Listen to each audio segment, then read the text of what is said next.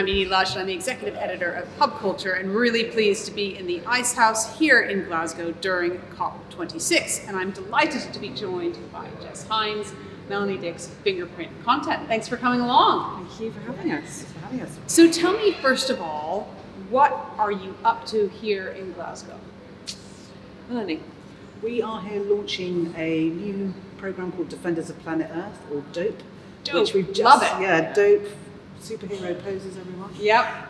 Which normalises the dialogue around climate change and motivates ordinary people to take action.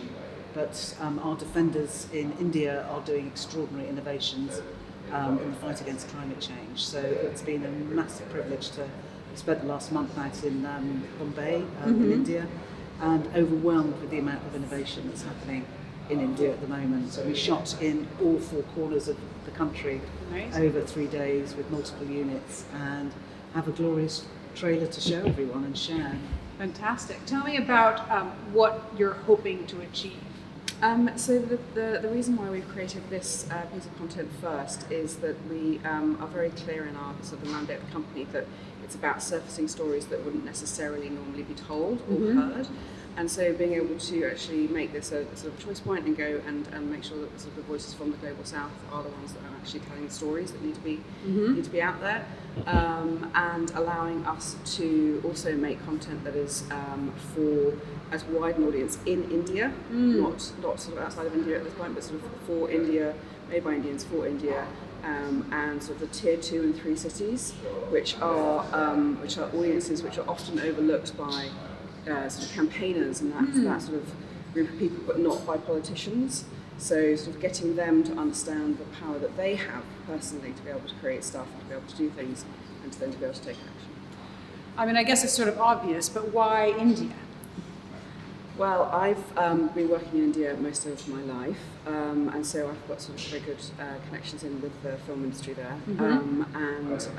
But as I said, it's about sort of having that moment of people being able to sort of highlight the extraordinary things that are being done there, rather than it being sort of people going in and telling people what to do, being able to sort of learn from what's happening in that country. Fantastic. What are the kinds of innovations that you're coming across that you want to highlight?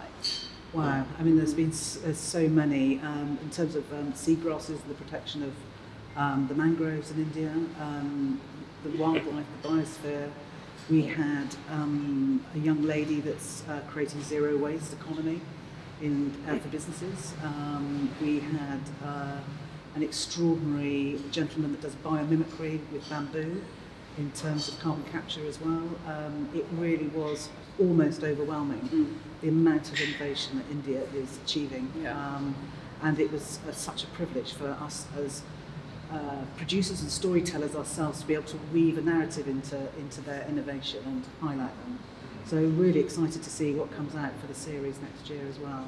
Fantastic. And John Kerry is involved. Tell me about that. Yes, so Jess and I formed the company 3 years ago, and Secretary John Kerry joined us as a founding partner last year, before he joined President Biden's team, obviously, and is a huge supporter of the work we're doing at the company.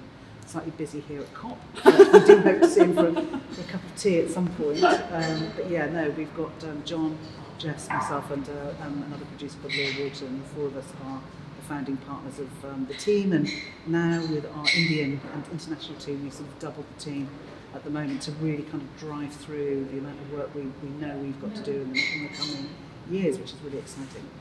Extraordinary. So I think one final question.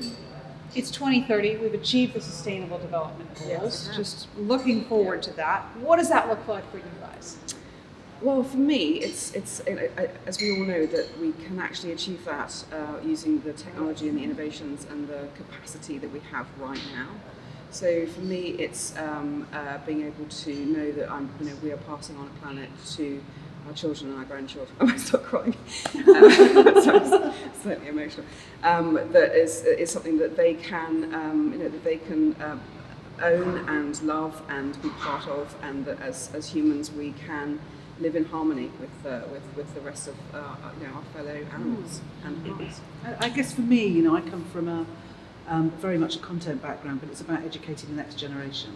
Knowledge sharing on everything we do, so the content's wonderful, it sits on its own platform, but we drive through impact to each programme will have its own impact website, and coming from, so in front of and behind the camera, gender parity, but we have an industry, an entertainment industry fit for purpose, that everybody sort of just normalises how we make content sustainably, but we weave the narrative of climate into the stories as well, in all its glorious forms. Amazing. Yeah.